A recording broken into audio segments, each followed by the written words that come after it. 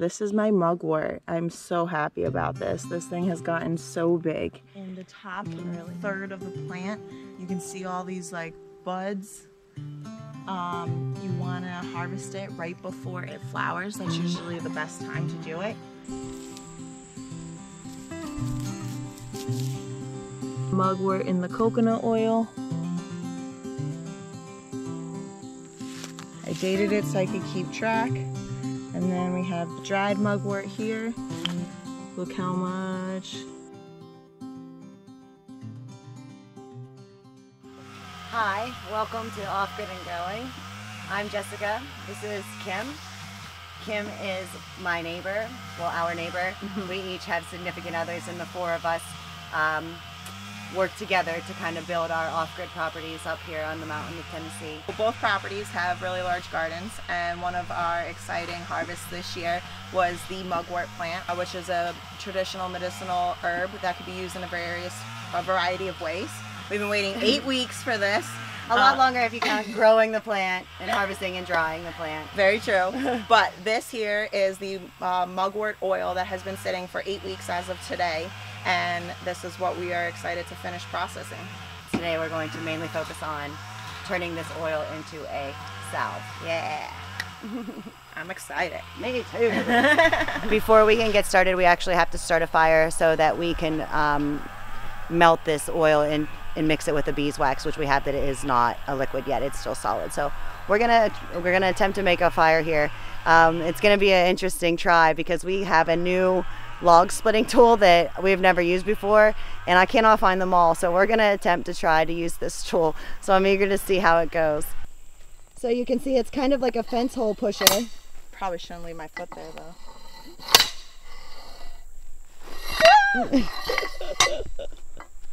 I mean, it is making a dent. I will say that. But it's probably, we might not be.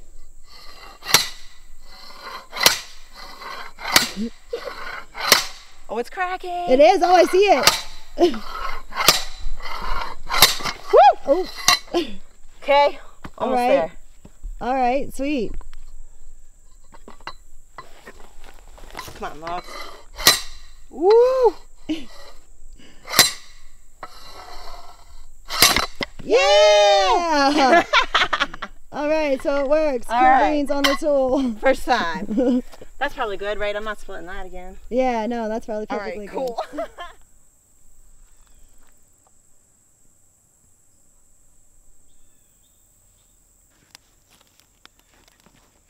Okay.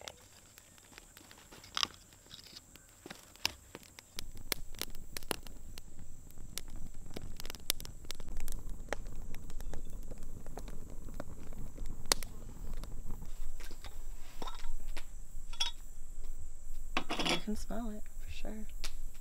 Yeah, you definitely can. Let's see how this goes. I don't want it to splatter. I'm trying to give it like enough slack, but not too taut. Right. Like I stuck can't the hold mugwort it in there. It's like seaweed. It looks like seaweed. Right? Does it feel like it? Kind of. A little crunchy. That's crazy that it's crunchy. Right? That's not exactly what I was expecting. So we used coconut oil for this base, but I don't know. Right, and there's actually a method that this is called when you cook the oil in the sun with the leaves. Yes, it's a solar infusion process. So as mentioned, this was sitting for 8 weeks in the oil to extract all of the oils from the mugwort. And all I did every day is just make sure that there were no air bubbles, and I turned the jar upside down, making sure that all the leaves were still covered. I thought it was going to be mushier, but that's kind of not a bad thing. You can see the color for sure. Yeah.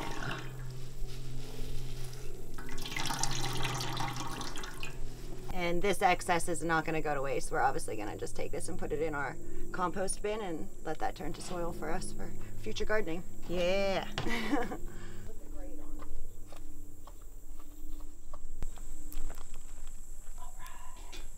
Make sure that stays liquid. The next part to our mugwort oil in order to make it a salve is to thicken it up with some beeswax. So we're gonna use pellets here. Yeah. A quarter of a cup. Maybe, Per cup. yeah, per cup. And we're gonna add it to the pot over there with the oil. Perfect. Let's go over there. And we tried to source our beeswax locally. We did, but everyone around here likes to use their beeswax. So we couldn't get local beeswax. So hopefully in the future when we have our own bees, we'll be able to have beeswax. All right.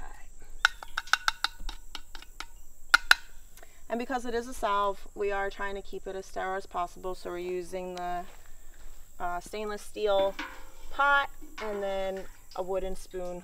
And then we'll keep this stuff for future just to use as any of our making salves and things of that order, so we don't have to mix it with food. Right. Yeah. That was a bad idea or not?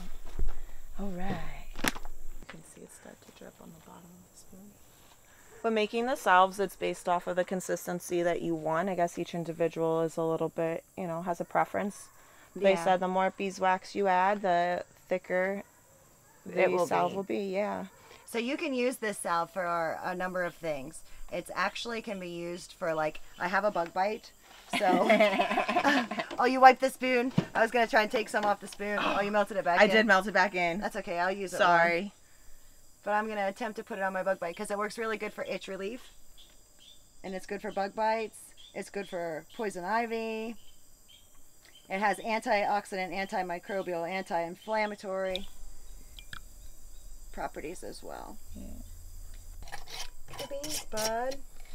All the reading we did said that these should last 6 months, right? The salves?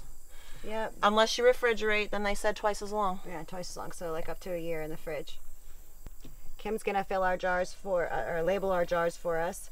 We had about almost 5 cups so that we were able to get jarred up here. And I can honestly say that the bug bite on my side has completely stopped itching. I do not feel it. I don't recognize it. Yeah, so Nice. we have a working product.